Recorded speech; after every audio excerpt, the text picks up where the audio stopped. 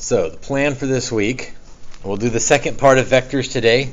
It's really just one extra equation. Everything else is kind of the same. And it's an equation that we'll give you on the quiz on Thursday. What's a quiz then? It's a quiz, not a test. So it's a daily grade.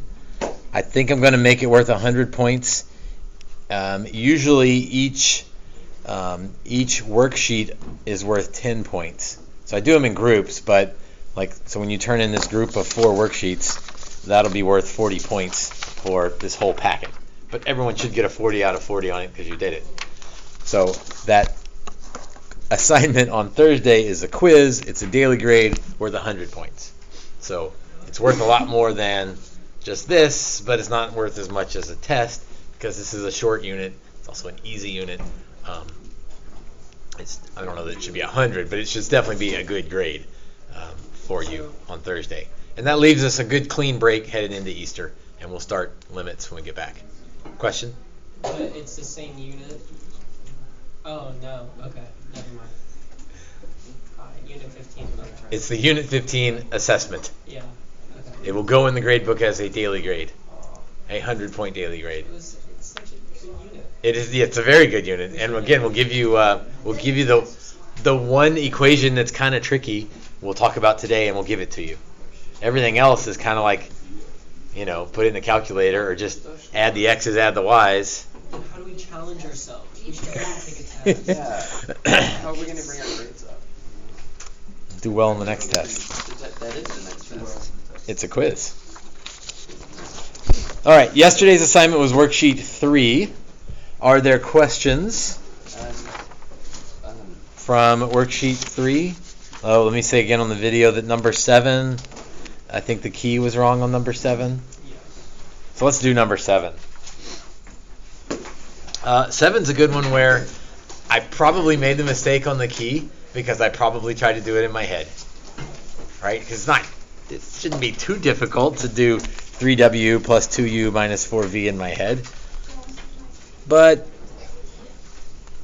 I messed it up, so as part of owning the mistake, whoops, speaking of mistakes, let's grab W.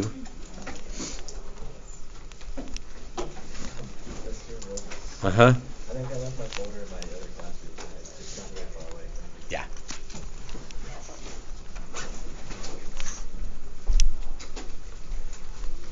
So I'm going to show my work for number 7 and hopefully get the problem right this time.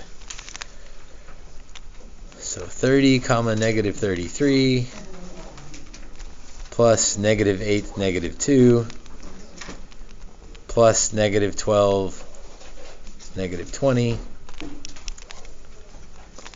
You will have a calculator, so if you really don't want to make a mistake, you could put them in the calculator. But negative 8 negative 12 is negative 20, plus 30 would be 10. I think that was the mistake. And then negative 33 and negative 2 would be negative 35. Another negative 20 would be negative 55.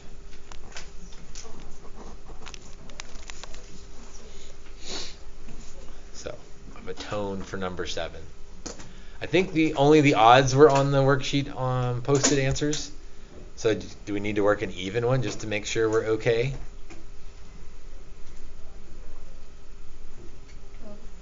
12 would be my pick as well, because if you can do 12, that means you got the hang of everything. Thank you. All right, so 3 times 3, 5 minus 10, negative 11. Again, places to skip steps in here.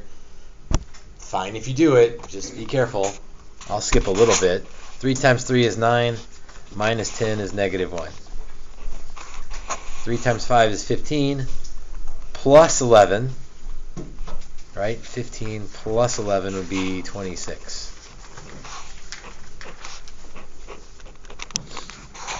So the length of negative 1, 26. Remember, this is left 1 and up 26. A squared plus b squared equals c squared. So whatever I get for that, there's what you look for next year. Some integration stuff. New buttons in your calculator that you don't know about right now. Square root of 1 squared plus 26 squared. I left off the negative because I know it won't matter when I square it. So rather than risk messing it up, 26.019. We should probably start going to 3 decimals because that's what AP Calculus wants. So, pretty easy yesterday. Math teacher shouldn't probably ever say that, but on the grand scheme of things, that wasn't too bad.